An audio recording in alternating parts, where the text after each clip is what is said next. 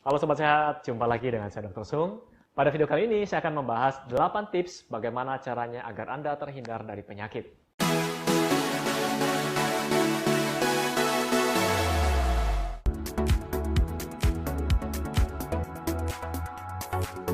Sobat Sehat, saya tahu Anda tidak ingin sakit, ya. Tapi beberapa di antara kita sering mengalami demam.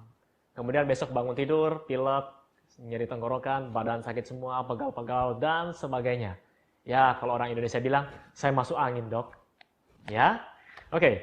Jadi di sini saya akan memberikan tipsnya. Yang pertama adalah kurangi terpapar udara dingin. Maksud saya adalah AC. Karena di Indonesia musimnya cuma dua, yaitu panas dan panas sekali. Ya. Jadi Anda tidak mungkin terpapar udara dingin di luar. Tapi ketika di kantor mungkin Anda bekerja, perhatikan posisi AC Anda.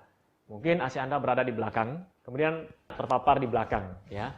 Jika terpapar terlalu lama, maka badan Anda akan tidak enak tentunya.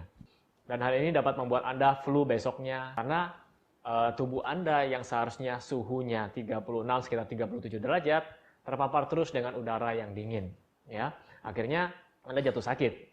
Kemudian yang kedua adalah kurangi stres. Saya pernah bahas juga di video saya sebelumnya, apa dampaknya jika kita stres terlalu panjang. Di video tersebut saya bahas stres tidak selalu buruk, ya.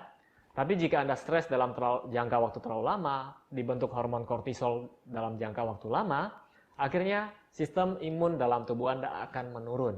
Mungkin Anda pernah lihat teman-teman Anda atau orang tua Anda yang setiap hari stres, penyakitnya tidak sembuh-sembuh. Ya, mungkin sedikit-sedikit badannya sakit semua, kemudian sering pusing dan sebagainya. Coba hindari stres. Oke? Kemudian yang ketiga adalah olahraga. Nah, olahraga juga, jadi selain dapat meningkatkan sistem imun Anda, dapat meningkatkan kerja dari sel darah putih Anda, ya, natural killer cell juga, olahraga juga dapat menurunkan level stres dari tubuh Anda. Jadi saran saya adalah olahragalah minimal 3-5 kali dalam waktu 1 minggu. Terus olahraganya apa, dok? Ya terserah Anda sukanya apa, sesuaikan dengan usia Anda, sesuaikan dengan berat badan Anda.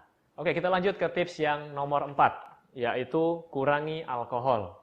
Jadi di sini meskipun Anda merasa hangat ketika Anda minum alkohol, sebenarnya tubuh Anda, temperatur tubuh Anda tidak naik, ya.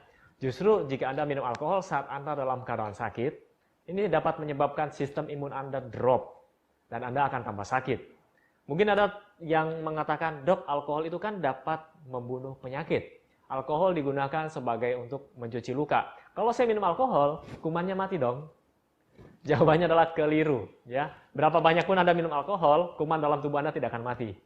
Oke, kita lanjutkan ke tips nomor 5, yaitu bersihkan handphone dan tangan Anda. Jadi Anda yang setiap hari megang gadget, ya, handphone, saya tanya siapa yang sekarang di zaman sekarang ini tidak menggunakan handphone? Tentu saya tidak ada, ya. Setiap hari Anda gunakan ini, Anda terima uang, tidak cuci tangan, Anda pegang lagi handphone Anda Anda taruh di meja, Anda taruh di lantai, dan ini menjadi sarang kuman penyakit, bakteri dan virus di sini.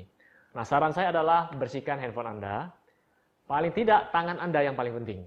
Jadi sebelum Anda makan, mungkin sebelum Anda ngucek mata dan sebagainya, sebaiknya bersihkan dulu tangan Anda. Karena ini menjadi sarang kuman. Ya. Oke, kita lanjut. Tips nomor 6 adalah perbanyak konsumsi air putih. Air putih di sini yang saya maksud bukan susu, tapi air mineral, ya.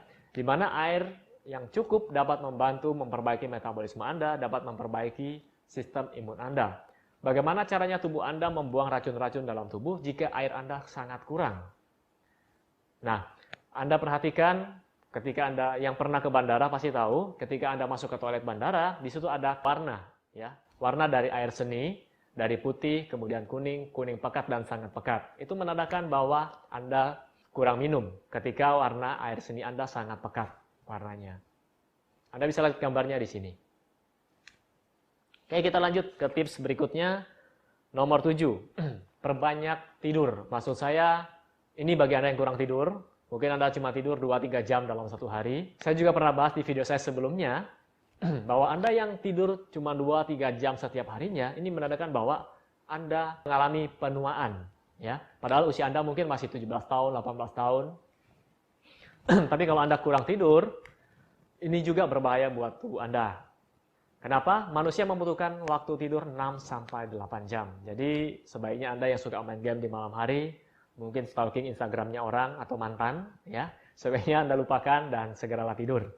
Ketika Anda tidur dapat mengurangi, yang pertama, tubuh dapat recovery. Yang pertama, regenerasi sel ya di malam hari. Apalagi Anda yang pagi siangnya kerja, nge-gym, ya, malam hari adalah waktu yang terbaik untuk memperbaiki sel-sel tubuh. Kemudian sistem imun Anda juga dapat diperbaiki, dan hormon. Banyak mereka yang mengalami gangguan hormonal ketika sering bergadang. Ya.